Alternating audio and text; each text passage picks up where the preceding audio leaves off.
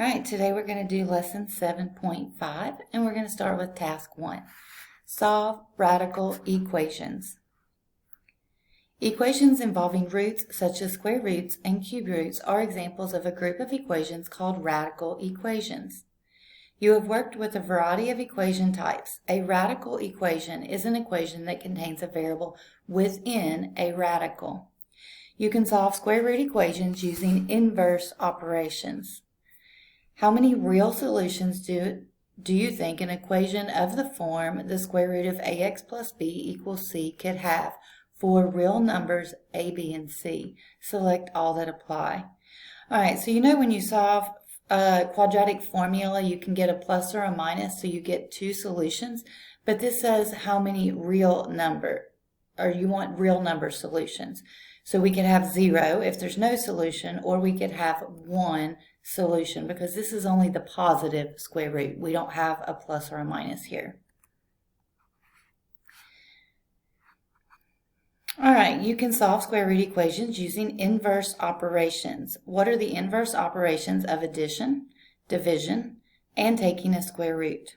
So the inverse of addition is subtraction, division is multiplication, and square root undoes something squared. All right, when you solve a radical equation, the square root of x minus 4 minus 3 equals 0, you will be squaring both sides. Before squaring, you first want to isolate the radical.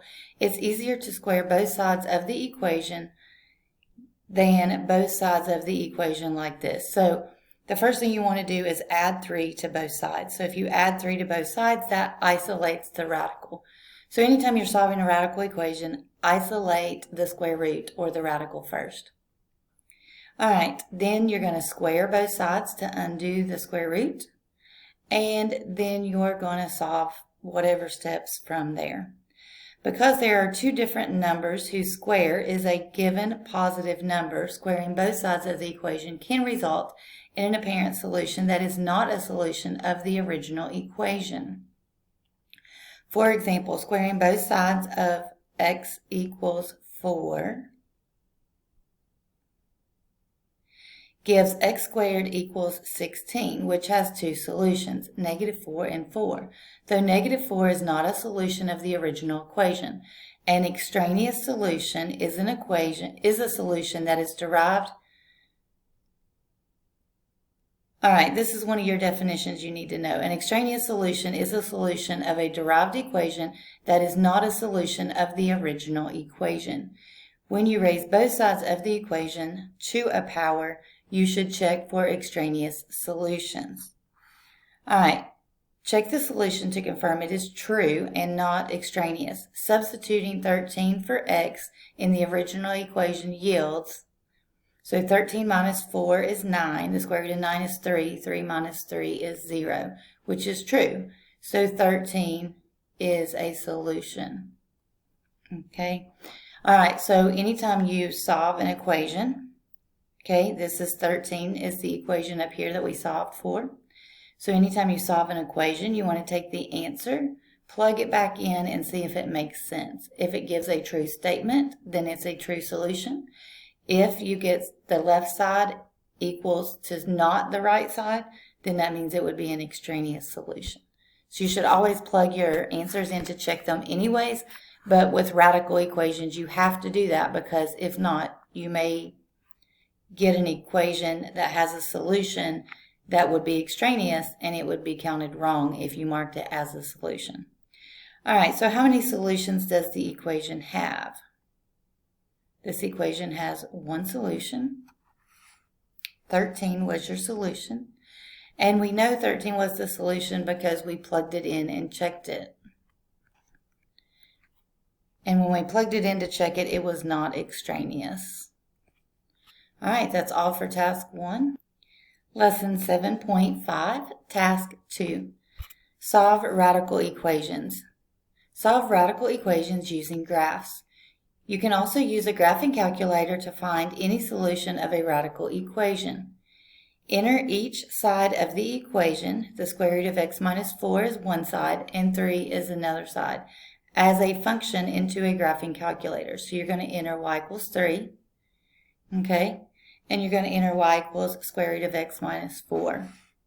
All right, and when you find the intersection, that would be the solution. That's the x that has the same y value, and that would be the solution.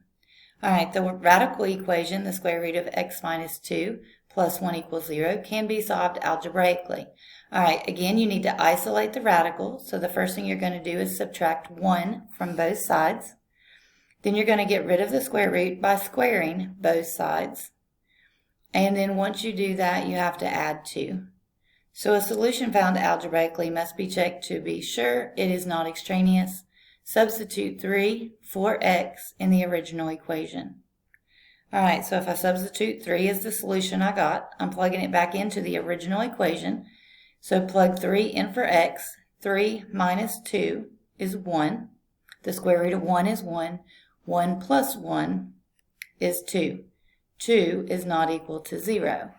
Therefore, that is an extraneous solution. So how many solutions does the equation have? 0. An extraneous solution is not a true solution. All right, how do you know? I know because when I plugged it in and checked it, the only solution was extraneous.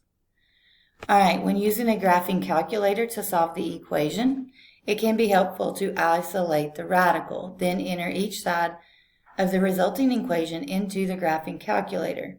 So if I subtract 1, I've got y equals negative 1, and I've got y equals square root of x minus 2. You can see that the radical equation is here, and you can see that y equals negative 1 is here. These two graphs do not intersect, so again, graphically you can also see that it is no solution.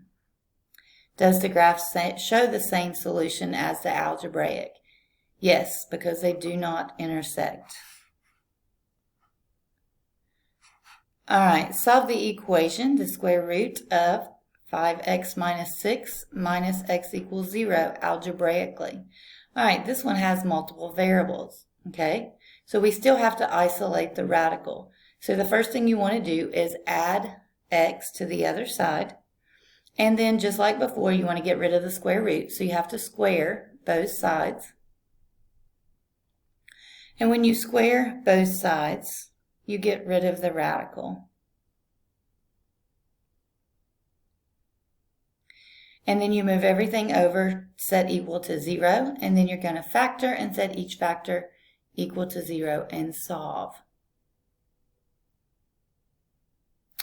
All right, check the solutions to see if they work. So I'm going to take 2 and plug it in first. So 2 times 5 is 10. 10 minus 6 is 4. The square root of 4 is 2. 2 minus 2 is 0. So 2 is a good solution. Then I'm going to take 3 and do the same thing. So plug 3 in for x. 5 times 3 is 15. 15 minus 6 is 9. The square root of 9 is 3. 3 minus 3 is 0. So this one has 2 solutions. Okay, and again, you can see the difference in this is it had multiple variables to start with. Once you squared both sides, you got x squared. And then when I subtracted and brought this to the other side, that gave me a quadratic equation. And we know that quadratic equations can have 2, 1, or 0 solutions. All right, how do you know? We know because when we plugged 2 in and when we plugged 3 in, those both gave real solutions. All right, that's all for task 2. If you have any questions, let me know.